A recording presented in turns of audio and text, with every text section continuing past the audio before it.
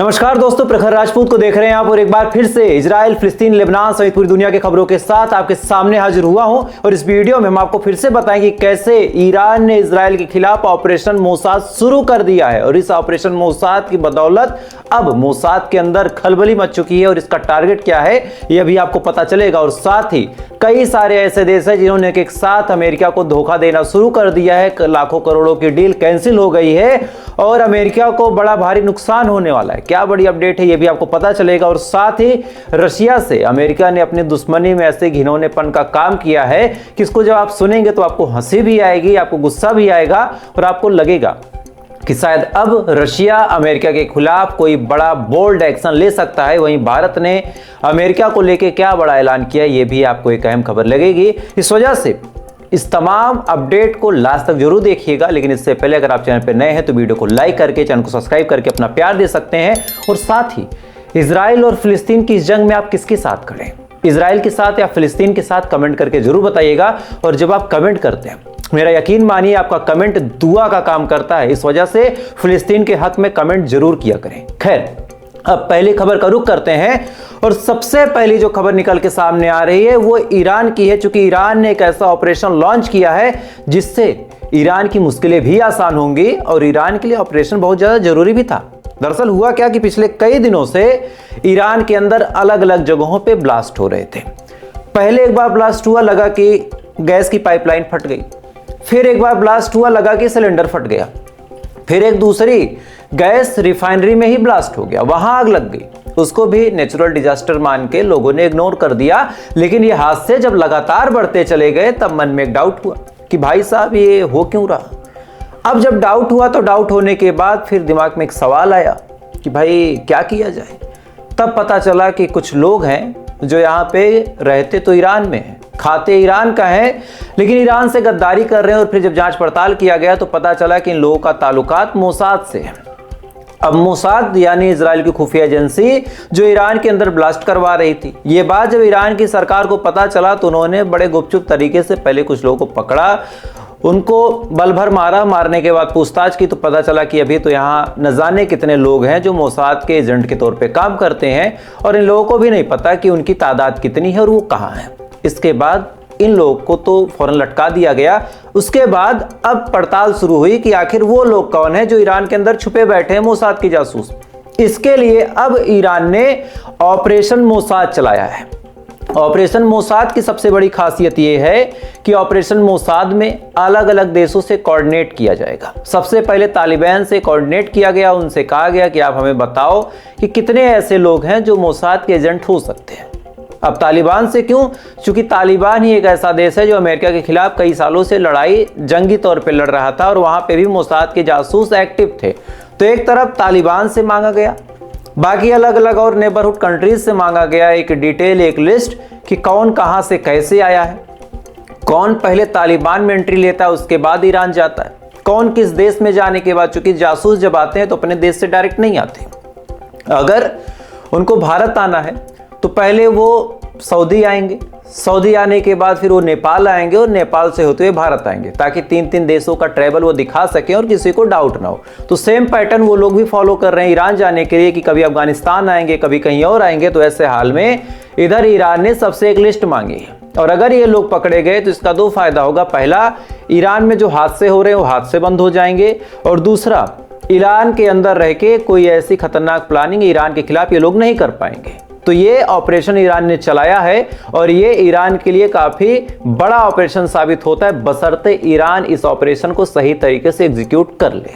खैर, अगली खबर को रुख करते हैं और अगली खबर अमेरिका से निकल के सामने आई। अमेरिका की हालत ऐसी है इस समय कि अगर चार लोग कुछ बोल दें, चार जानवर भी कहीं खड़े होकर बात करें तो ट्रंप डर जाते हैं। ट्रंप इतना इनसिक्योर हो गया है कि उसको लगता है कि मेरी शासन सत्ता खतरे में है। ट्रंप को यह लगता है कि अगर इस बार मुझे नोबेल नहीं मिला तो पूरी जिंदगी में मिलेगा नहीं। 75-80 साल की उम्र हो गई है, क्या उखाड़ लूंगा अब। तो इसके लिए इतने परेशान हैं कि ये भाई साहब भारत पे टैरिफ लगाते हैं। टैरिफ जब भारत पे लगाते हैं इनको लगता है कि भारत पैरों में गिरेगा, बातचीत करेगा, गिड़गिड़ाएगा। लेकिन ये अपनी औकात भूल गए कि एक बार ऐसे न्यूक्लियर प्रोग्राम में भी इन्होंने सेंक्शंस लगाया था। जब भारत ने अपना न्यूक्लियर प्रोग्राम किया था क्या उखाड़ लिया। भारत आज इतनी तेजी के साथ ग्रो कर रहा है। आपका हर एक जो सॉफ्टवेयर एजेंसी है, आपकी जो हर एक बड़ी कंपनी में हमारे देश के सीईओ बैठे हैं, तो यहाँ आप कुछ उखाड़ नहीं पाए। इसके बाद क्या हुआ कि इन्होंने अभी 2 दिन पहले फिर सेंसन्स लगाए और कहा कि भारत पे हम सबसे ज़्यादा सेंसन्स लगाएंगे, क्योंकि भारत ही तेल खरीदता है रशिया से और पूरी दुनिया में बेचता है। जब ये बात इन्होंने बोली, इनको लगा कि इनका जो एक दोस्त है वो गिरेगा, बातचीत करेगा, लेकिन भाई अच्छा है बुरा है, खून तो भारतीय है, खून तो हिंदुस्तानी है। इसके बाद मोदी ने भी कहा कि हम अपने देश के हितों से समझौता नहीं करेंगे, तुमको जितना टैक्स, तुमको जितना टैरिफ, तुमको जो इंपोर्ट ड्यूटी लगानी लगा लो, हमको कुछ खास उखड़ने वाला नहीं, हमें कोई दिक्कत नहीं। अब क्या हुआ कि ये पगला गए। इन्होंने 2-4 देशों को और धमकी देने की कोशिश की, किसी ने नहीं सुनी। तब इन्होंने दिखाया कि चलो हम रसिया को जलील कर लें। इसके बाद क्या हुआ कि ये रसिया को जलील करने गए। रसिया का एक जहाजी बेड़ा, कई सारे जहाज इनके टेरिटरी में आए थे, इन्होंने उसको गिरफ्तार कर लिया था। अब फाइनली रसिया को चिढ़ाने के लिए, रसिया की गुस्से की आग में घी डालने के लिए इन्होंने उस जहाज की नीलामी की। आज 29 अरब में उस जहाज की नीलामी की और दिखाया कि रशिया की क्या हैसियत है, रसिया की जहाज को तो हम कबाड़ में बेच रहे हैं। अब ये तमाम चीजें ये करके बड़ा कूल बन रहे थे कि फिर इनके मुंह पे तमाचा पड़ गया। दरअसल एक देश है स्पेन ने इनसे F-35 फाइटर जेट खरीदने का ऐलान किया था। डील भी हो गई थी, पैसे भेजने की बात हो गई थी। इधर इन्होंने F-35 की मैन्युफैक्चरिंग शुरू कर दी और कहा कि इतने सालों में आपको F-35 मिल जाएगा। शायद इसी साल 2026 में मिलना था, यानी बनाने की जो प्रक्रिया थी, जो प्रोसेस था, लगभग कंप्लीट हो गया था, टेस्टिंग मोड पे था। इधर इन्होंने रसिया के जहाज को नीलाम करना शुरू किया और इधर स्पेन ने अचानक से मना कर दिया और कहा कि हम तुमसे नहीं लेंगे। ये पूछते हैं क्यों? इन्होंने कहा भाई नहीं लेंगे, मेरा मन। तुम पूरी दुनिया में किसी पे टैरिफ, किसी पे सेंसन्स, किसी पे प्रतिबंध लगाते हो, किसी की जहाज को नीलाम करते हो, तो उसको बताते हो क्यों? अब ये चीज जब इन्होंने सुनी तो सुनने के बाद इनके पैरों तले जमीन खिसकी। ये भाई साहब हैरान हो गए। हैरान होने के पीछे सबसे बड़ी वजह ये थी कि ये पूरी दुनिया पे टैरिफ लगा के जो गुंडागर्दी करने की कोशिश कर रहे थे, आज पूरी दुनिया इनके मुंह पे उल्टा करके, समझ रहे हैं, कर गई। अब जब कर गई तो ये खिसियानी बिल्ली खंबा नोचे बस बयान दे रहे हैं।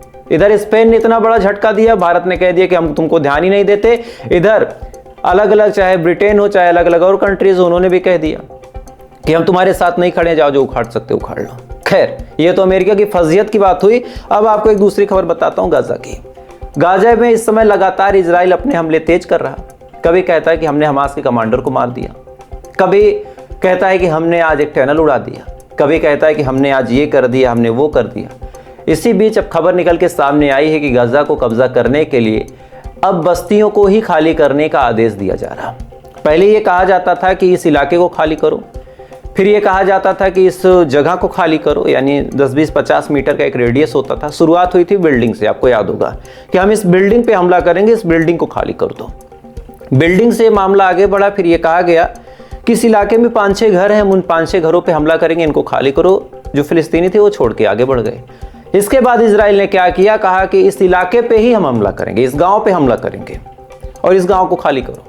इजराइल के इस गुंडागर्दी पे किसी ने रोक टोक की नहीं, उस गांव को भी खाली किया गया। और अब फाइनली रिपोर्ट आ रही है कि भाई साहब ने बस्ती ही खाली करने का आदेश दे दिया, पूरी एक बस्ती। क्योंकि अब इनका प्लान बड़ा साफ है, इनका मकसद बड़ा साफ है कि इन्हें ना ही किसी इंसानियत की बात करनी, ना इनको अपने बंदूकों से मतलब है।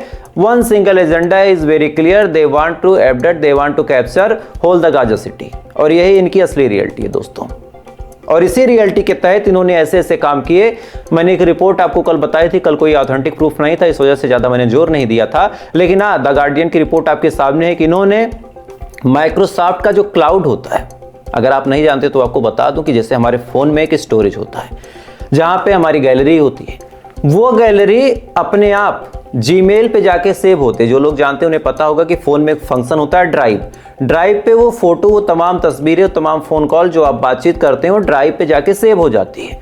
सेम अगर आपके फोन में माइक्रोसॉफ्ट है तो माइक्रोसॉफ्ट के क्लाउड पे जाके वो चीजें सेव होती हैं। और 1 मिलियन पर घंटे, यानी 10 लाख पर घंटे के हिसाब से फोन कॉल की हिस्ट्री इजरायलियों ने कैप्चर करके रखा है फिलिस्तीनियों के। अगर कोई फिलिस्तीनी बातचीत करता है और क्या बात होती है, तो आप ये समझ लीजिए कि 1 मिलियन यानी 10 लाख लोग 1 घंटे में जितना बात करेंगे उतना हर घंटे इजराइल के जो जासूस हैं वो सुन लेते हैं। इतनी बड़ी तादाद में ये लोग काम कर रहे हैं, इतनी बड़ी तादाद में ये फिलिस्तीनियों के फोन को रिकॉर्ड कर रहे हैं, टाइप कर रहे हैं और हर एक बात समझ रहे हैं। इधर हमास कुछ बातचीत करने की कोशिश करे, फौरन समझ जाते हैं। इधर हिजबुल्लाह से कोई फोन फिलिस्तीन में आए, फौरन समझ जाते हैं। इधर कोई ऐसा खूंखार जो इजराइल के लिए कभी घातक रहा हो, वो कहीं बातचीत करे, फौरन उसकी लोकेशन ट्रेस, उसकी आवाज़ को मैच करके, वॉइस पॉइंट को, वॉइस पिच को मैच करके पता लगा लिया कि हाँ ये तो हमास का वो लड़ाका है जिसने फला काम किया था। अब इस लड़ाके को एक काम करो, यहाँ पे डिटेक्ट हो गया, इसको मार दो, इसको जाके ठोक दो। अच्छा, इसके साथ ये लोग इन्वॉल्व थे, इसको भी ठोक दो। सेम सिचुएशन मोसाद ईरान में कर रहा। लोगों के फोनों में घुस के, लोगों के ऑडियो डिवाइस में घुस के, लोगों के पेजर में घुस के उसने लेबनान में क्या करामात की आपको पता होगा। अब रिसेंट रिपोर्ट आई है कि 1 मिलियन के करीब फोन पे इनका कंट्रोल है। 1 मिलियन यानी 10 लाख से ज्यादा लोगों के फोन पे कंट्रोल है। 22 लाख की आबादी, यानी हर 3 में से 1 आदमी ऐसा है जो इस समय इजराइल के सर्विलांस पे है। वो भी हर घंटे, ऐसा नहीं कि 1-2 दिन में, हर घंटे 1 मिलियन यानी 10 लाख के करीब लोग उसके सर्विलांस पे हैं। यानी 3 घंटे में पूरे गाजा को सर्विलांस पे रख चुका है इजराइल। और ये अंदर की खबर है, इसके बारे में ज्यादातर लोग बातचीत नहीं करना चाहते। बहरहाल, जैसे इजराइल का बाप अमेरिका पूरी दुनिया में जलील हो रहा, आने वाले कुछ दिनों में, आप मेरा यकीन मानिए, आने वाले कुछ दिनों में ये भी जलील होंगे। बस थोड़ा सा वक्त, थोड़ी सी मोहलत आपको देनी पड़ेगी। बाकी तो ऊपर वाला बड़ा रहमत देता है, बड़ा करीम है, वो कुछ बड़ा करेगा। खैर, उम्मीद है जल्द हो ये मौका। बाकी आपकी क्या राय है कमेंट जरूर कीजिएगा। और ऐसी अपडेट के लिए अगर आप चाहें तो वीडियो को लाइक करके, चैनल को सब्सक्राइब करके अपना प्यार दे सकते हैं। और अगर मेरी बताने में कोई गलती, कोई कोताही हो, कोई सुधार की गुंजाइश हो, या फिर आपको मेरी वीडियो कैसे लगती है, आज जरूर बता दीजिएगा। बाकी थोड़ी देर बाद आपसे फिर मुलाकात होगी इजराइल, फिलिस्तीन, लेबनान सहित पूरी दुनिया की खबरों के साथ। तब तक आप अच्छे रहें, खुश रहें, ऊपर वाला आपकी हिफाजत करें।